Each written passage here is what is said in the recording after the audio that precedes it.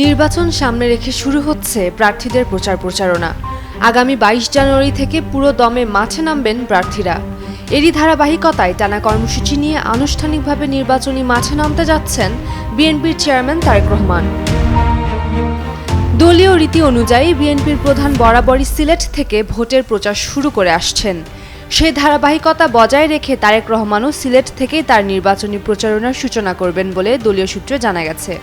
সিলেটে হযরত শাহজালালের মাজার জিয়ারতের মধ্যে দিয়ে তার প্রচার কার্যক্রম শুরু হবে। একমাত্র স্মার্ট সিটি বসুন্ধরা, আধুনিকতায় এক ধাপ এগিয়ে। ত্রয়োদশ জাতীয় সংসদ নির্বাচনে তারেক রহমান বগুড়া 6 ও ঢাকা 17 আসন থেকে প্রার্থী হয়েছেন।